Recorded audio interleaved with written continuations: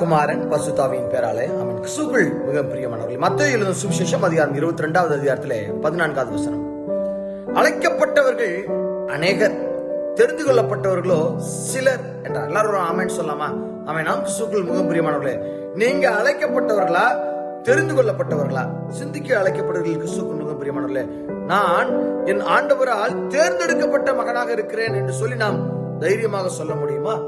தேர்ந்தெடுக்கப்பட்ட பிள்ளைகள் தான் பரலோக ராஜ்யத்திற்குள்ளாக பிரவேசிக்கிறார்கள். அவர்கள் எல்லாருக்கும் தான் அந்த அழைப்பு தரப்படுகிறது.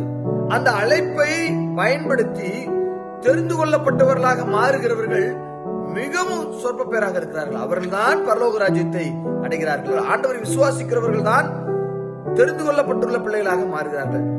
நீங்கள் எப்படிப்பட்ட பிள்ளைகளாக இருக்கிறீர்கள்? நான் தெரிந்து கொள்ளப்பட்டுள்ள பிள்ளையா மாறிட்டேன் சப்பா அப்படின்னு நம்மளால சொல்ல முடியுமா? சிந்திக்க அழைக்கப்படுகிறோம் கிறிஸ்துவுக்குள் மிகவும் பிரியமானவர்களே. ஊசியின் காதுக்குள்ளாக ஒட்டகம் நுழைய முடியுமா என்று சொல்லி ஒரு கேள்வி வைக்கிறார் ஆண்டவர்.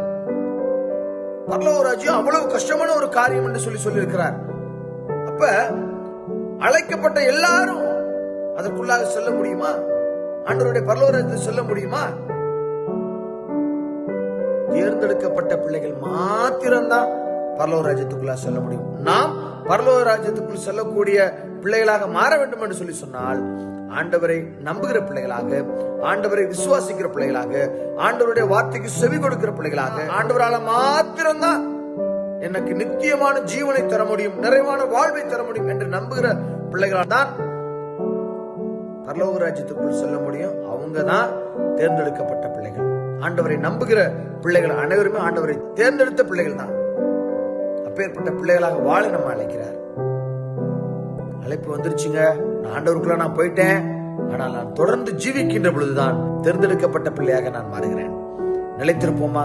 ஆண்டவருக்குள் நிலைத்திருக்கின்ற பொழுது, ஆண்டவருடைய வார்த்தைக்குள்ளாக நிலைத்திருக்கின்ற பொழுது, ஆண்டவருடைய சிந்தனைகளுக்குள்ளாக வாழ்கின்ற பொழுது நாமும் தேர்ந்தெடுக்கப்பட்ட பிள்ளைகளாக மாறுகிறோம். பரலோக ராஜ்யம் அது நமக்கு உண்டானதாக இருக்கிறது. கர்த்தர் தாமே நம்மோடு கூட இருந்து பரலோக ராஜ்யத்துக்கு நம்மை ஆயத்தப்படுத்தி தெரிந்து கொள்ளப்பட்டுள்ள பிள்ளைகளாக நம்மை மாற்றி தொடர்ந்து வல்லமையாக நம்ம வழிநடத்துவாராக. ஆமென். God bless you.